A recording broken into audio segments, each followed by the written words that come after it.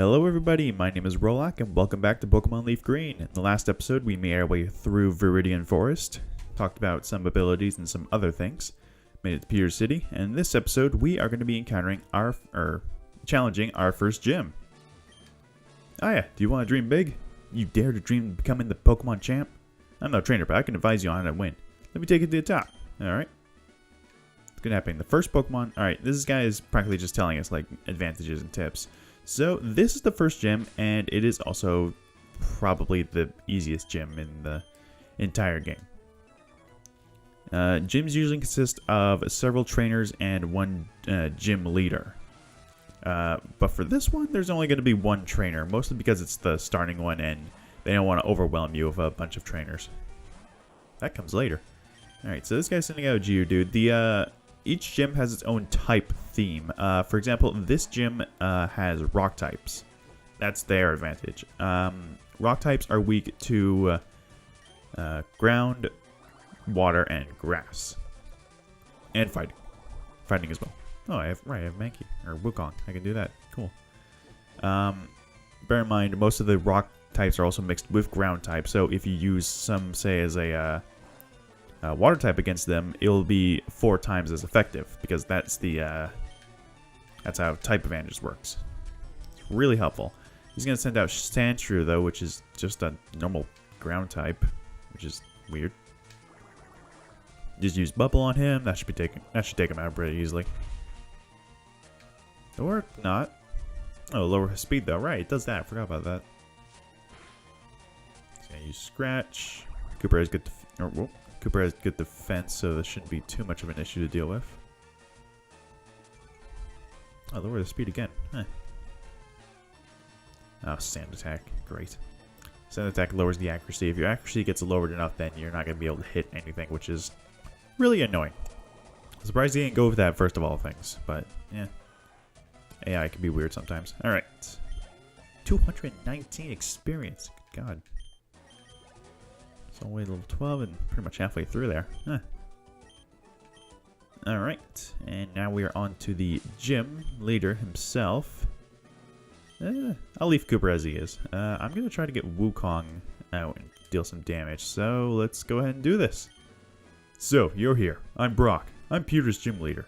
My rock hard willpower is evident even in my Pokemon. My Pokemon are all rock hard and have true grit determination. That's right, my Pokemon are all rock type. Foo-ha-ha-ha. I hate how they always start with that. You're going to challenge me knowing that you'll lose? That's the trainer's honor that compels you to challenge me. Fine then, show me your best. Alright, and so begins our fight with Brock. He's going to be sending out Geodude. Geodude's very simple, only has Tackle and Defense Curl. Ooh, Wukong might actually not be the best chance. He's level 12. Wow, he's level 12. Holy crap. Okay, it's dealing good damage though. Ooh, but so is that. So if that does, Dear God, at least he didn't use a potion. Later on the road, I think in this game, gym leaders use items such as potions. Now he's going to be sending out his Onix. This thing is level 14. I forgot about all that. Onix level 14 knows the moves Tackle, Bind, and Rock Bind, or Rock Tomb. Bind deals very little damage, but it also prevents you from escaping and deals little damage after each turn. Luckily, Onix is Rock and Ground type, meaning that it takes double damage from Water type moves, so this is not that big of a deal. Or it could just... Oh, he missed. He used the Bind again for some reason. Yeah, AI can be a bit weird sometimes. But anyway, there we go. That's Brock defeated. Cooper gains a bunch of experience. Very nice. Up to level 13. Ooh, water gun. Yeah, we'll forget that. Let's see. It's big 40 power, but it doesn't have any additional effects. I'll get rid of Tail Whip because it's really not all that useful. Tail Whip and learn water gun. Player defeated, leader Brock. I took you for granted, so I lost. As proof of your victory, I confer on you this. The official Pokemon League Boulder Badge. You receive the Bolter Badge. This is the only... Leaf Green and Fire Red are the only games where you receive the badge while still in the battle. Just having the Bolter Badge makes your Pokemon more powerful. It also enables the use of the move Flash outside of battle. Of course, a Pokemon must know to move Flash to use it. You get 1,400 gold. Very nice. Or Pokemon money. And with each leader defeated, they always give us a TM. TM, a technical machine, contains a technique for a Pokemon. Using a TM teaches the move it contains to a Pokemon. TM is good for only one use, so when you use one, pick the Pokemon carefully. Anyways, TM39 contains Rock Tomb. Hurls boulders at the foes and lowers its speed. Yes, TMs, technical machines, they are practically the way you can learn moves that your Pokemon can't learn normally by leveling up. I don't remember how many there are. I think there are close to around over 70. They always have a one use, so one use and they're done. Some moves are only limited to being obtained once. Others you can actually buy from certain shops. We have not obtained the use of obtaining any from shops of late, so I'm not going to be... Actually, hang on. Can anybody learn? I think Wukong might be able to learn Rock Tomb. Let's check. They're located over in the key items in the TM case. Let's see. Yeah, you totally can. I think I'll... It is good to have against flying types, but we don't really... Well, we already have Lucky to do that, and plus... Yeah, there's not really a whole lot of use to grab or use that right now. Alright. And with that, we are moving along. Ooh, is this guy going to give us what I think he's going to give us? Glad I caught to you. Professor Oak's aide. Been asked to deliver this. Here you go. Yes, the running shoes. Finally. Good God. B button to run. There's only room to run. Alright, so yes, we finally got running shoes. So if we hold B, we can actually go... Here's a pair of running shoes for my beloved challenger. Remember, I always cheer you. Don't ever give up. From Mom. Aw. So yes, if we hold B while moving, we can do a little jog, which will increase our movement speed by quite a bit, which is very helpful. There are a lot of trainers in this area, so I'm gonna swap out Dynablade because I think I could use a bit more experience on him. It's gonna be weird saying him for Dynablade, even though Dynablade in the Kirby game is a female, so this is gonna be very irritating. He's gonna be sending out Pidgey, never mind. Or she is. So, as for my, decision of, to cut out, battles, that's going to be tricky. You see, not every battle is going to be super interesting or, fun. It's going to be kind of, a hassle most of the time. Sending up Pidgey again. So, here's the thing. If I find a battle that... If I go through a battle that is mildly entertaining or very strange... or just happens to kick my ass, then I will gladly show it. However, with just some random fights, I'm probably not going to show them, because I don't want to waste your guys' time and, bore you, because, yeah, nobody wants to see that kind of stuff. I don't believe there are any new Pokemon to find on this route. I don't think there's all that many Pokemon to find at all. I don't think there's really much grass. If we go around here, yeah, there's grass over there, but I don't think there's a whole lot new Pokemon to find. Maybe, maybe not. He saw us in Viridian Forest, apparently. Colton. I think we had Spirit. This is the person I thought that had the Bug-type Pokemon.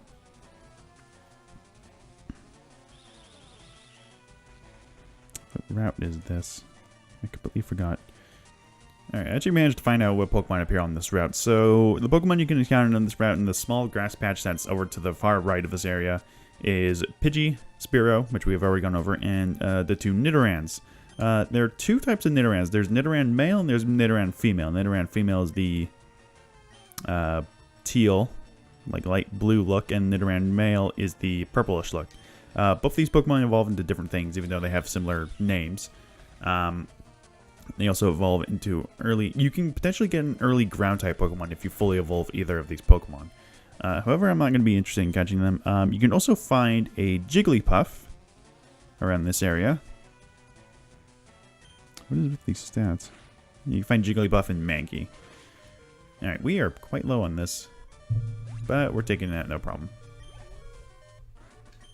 Alright. So yeah, for most battles, I'm mostly just going to cut them out. I'm also going to go heal because, yeah. Ooh, interesting thing right here. I mentioned in the last episode that you can find items hidden on the ground.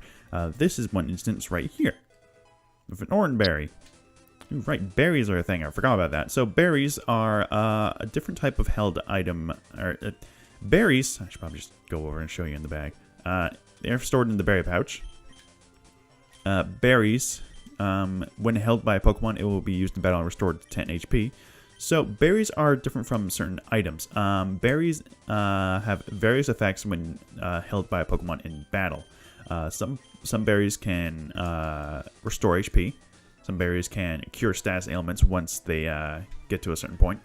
And I think this is only in later games. There are some berries that actually reduce the damage dealt by certain moves. So there's that. Berries also help with the happiness meter and stuff. I never really went over the whole happiness thing, considering it's not a huge deal. So Pokemon are always have this hidden like passive, if anything, called friendship. Friendship is next to near useless, to be perfectly honest. There are two moves that do depend on the Pokemon's happiness. There's Return, which I guess is supposed to be Return Favor, because I think that's what it's called in like Japan. There's yeah, that Return just deals more damage the more you have your friendship with your Pokemon. So slap that on your star Pokemon, it's going to be dealing quite a bit of damage. There's also Frustration, which I think is probably one of the most useless moves in the game. All that frustration, all that move does is that it increases the damage the less your Pokemon likes you. So the less friendship you have, the more it's going to be dealing damage with. However, friendship isn't that hard to lower down. I think your friendship lowers a bit when your Pokemon goes down in battle, but that's not really much of an issue considering just walking with your Pokemon also increases its friendship. So it's really not that big of a deal. You shouldn't really be worrying about friendship. There are certain like NPCs that give you items depending on your Pokemon's friendship. Loud noises, but that's not really a huge deal. What's with all the stomping?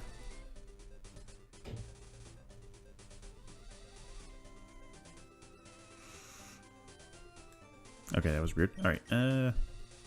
So yeah, friendship's a kind of a useless thing.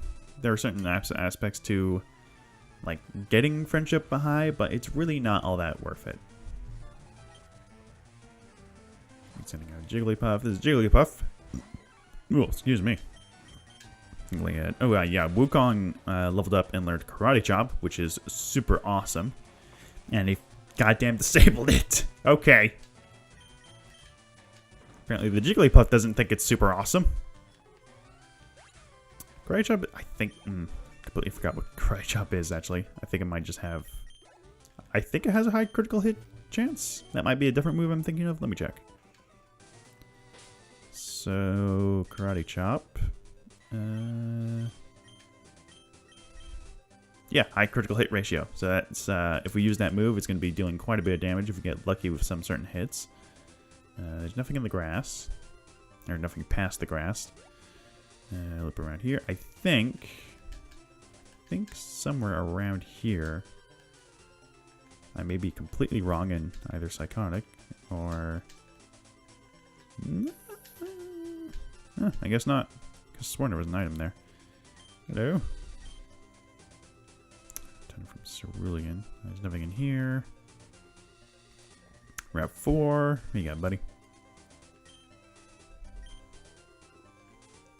When do I get a certain item?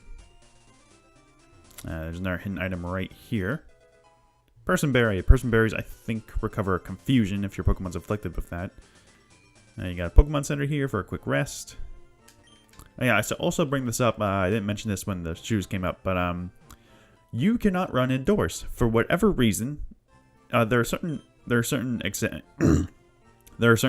exemptions, but there's no running inside. The hell? Magikarp just for 500. Oh. Oh, so this guy sells you Magikarp.